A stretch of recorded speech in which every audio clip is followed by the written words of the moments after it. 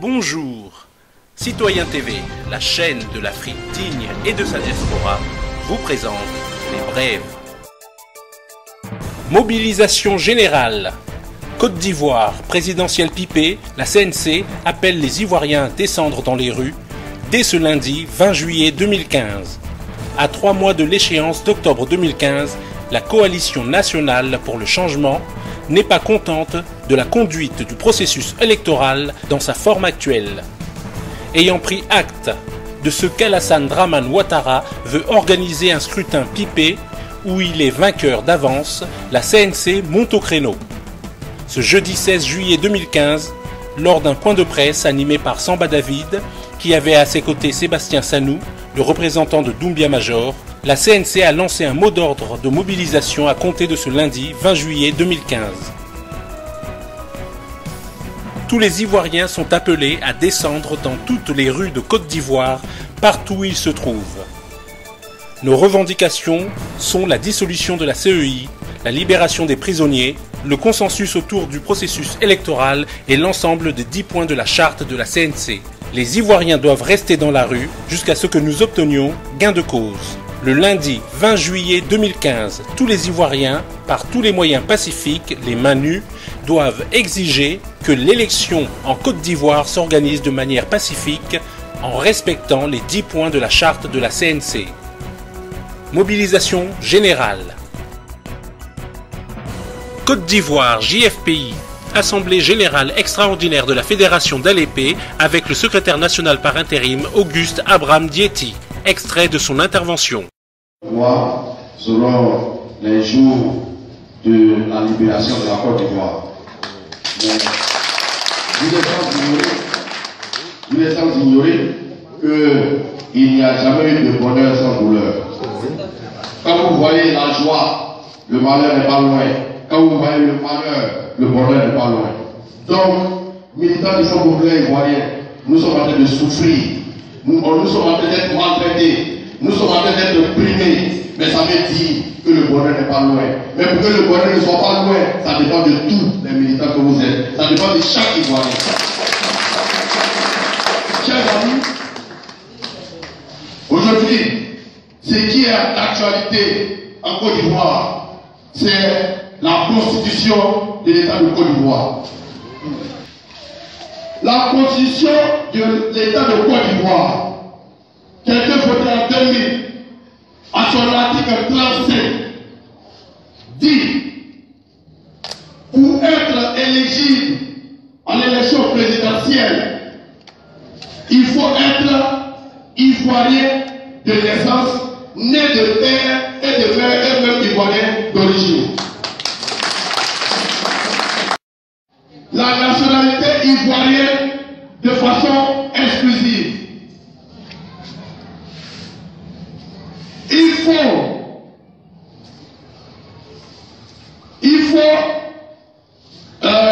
l'autre terme c'est quoi?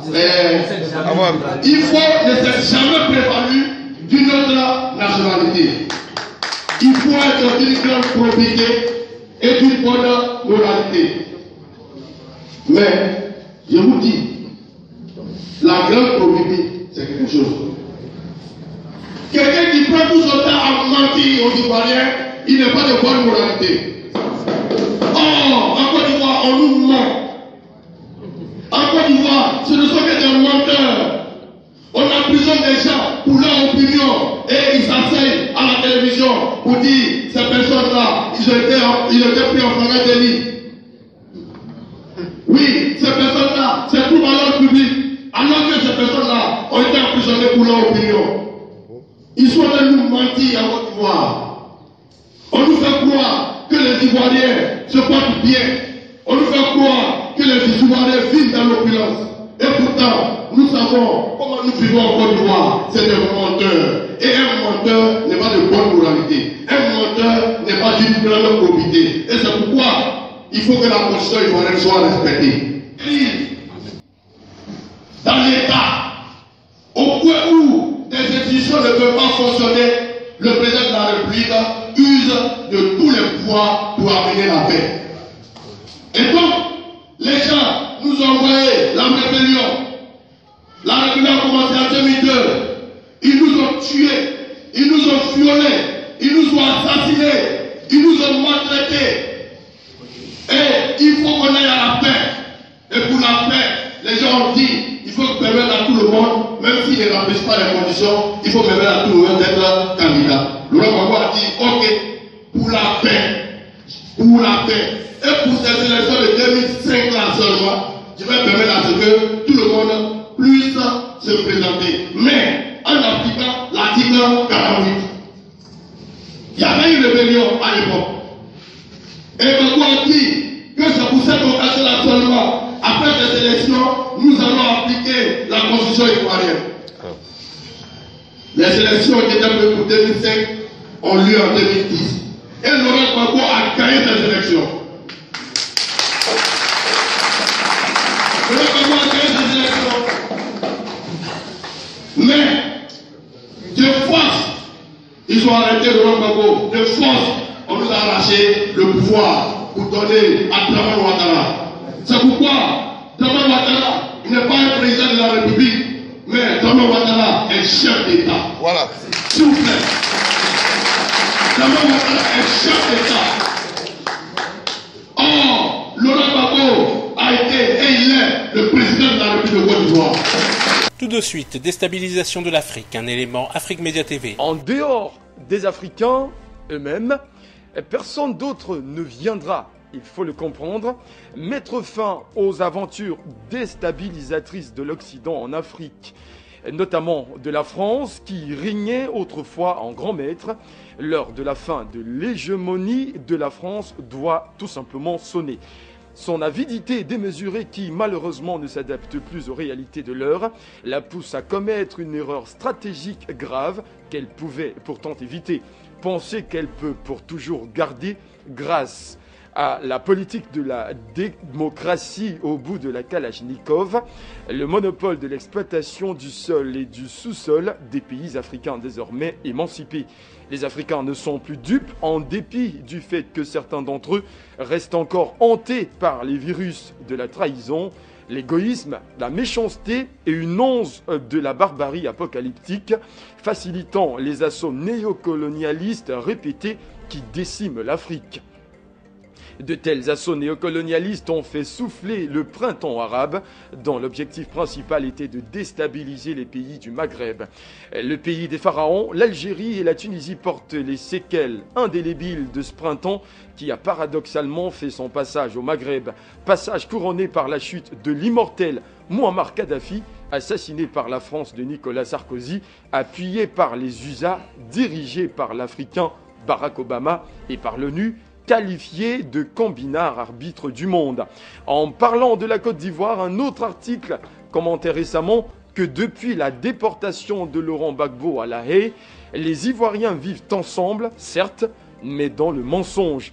La raison est toute simple, le fils du pays a été injustement arraché à la vie politique ivoirienne pour que certains dirigeants dirigent dans la tranquillité.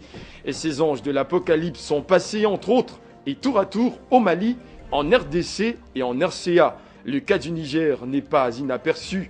Aujourd'hui, de nombreux analystes annoncent le Gabon, le Cameroun ou encore le Tchad. Face à ce processus de déstabilisation des États africains, quel rôle doit jouer la population? Comment devrait se comporter la population? Quelle devrait être l'attitude du peuple africain face au néocolonialisme?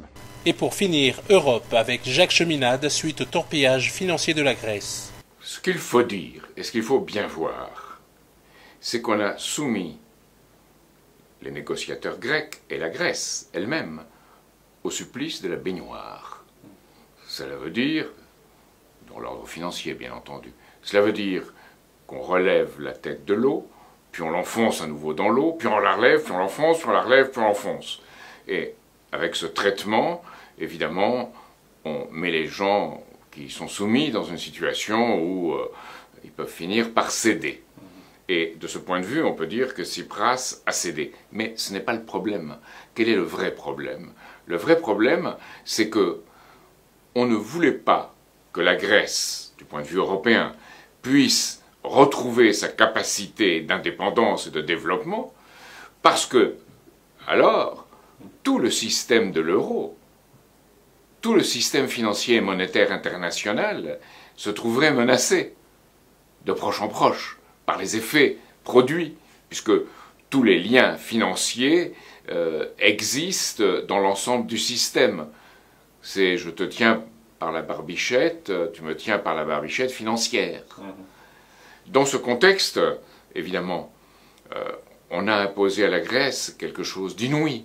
D'abord, on abolit sa souveraineté, puisque toutes les mesures sociales et économiques doivent être examinées par l'Union européenne avant d'être adoptées. Ensuite, les privatisations.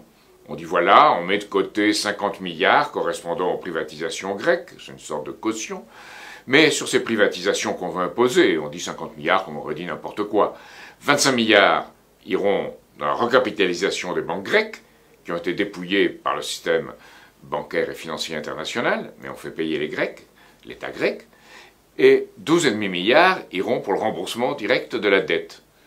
Donc, ces privatisations se feront non pas en faveur de la Grèce et de son développement, mais en faveur des capitaux financiers. Et c'est bien ces capitaux financiers, ces mégabanques, qui ont remplacé, vis-à-vis de la Grèce, dans un véritable coup d'État, les mégabanques ont remplacé les tanks. Ça a été dit, et c'est exactement ce qui s'est passé.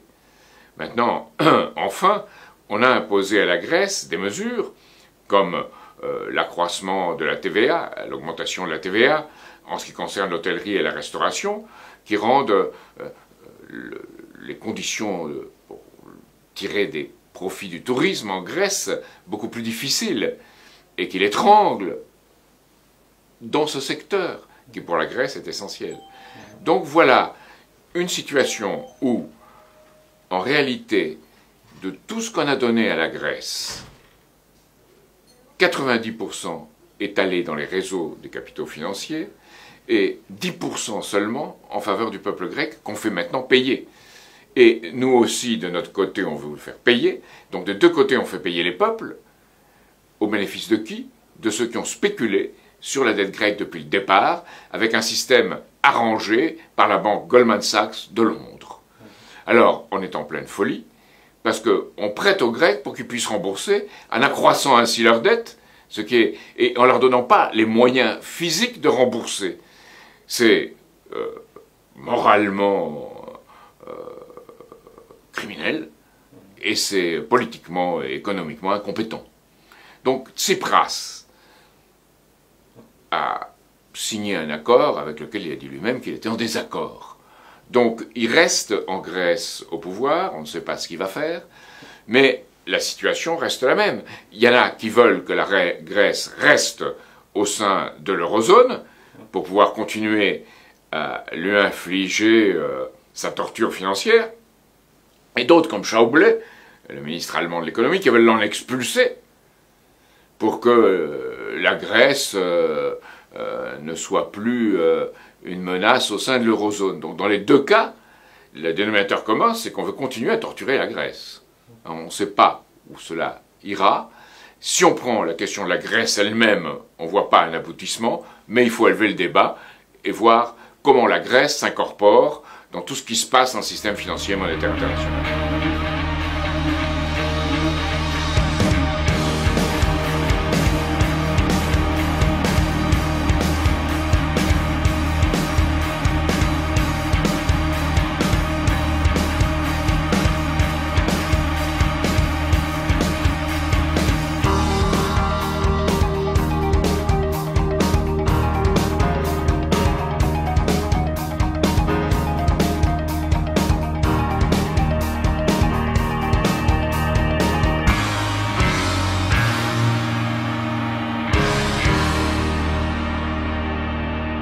Citoyen TV, la chaîne de l'Afrique digne et de sa diaspora, vous a présenté Les Brèves.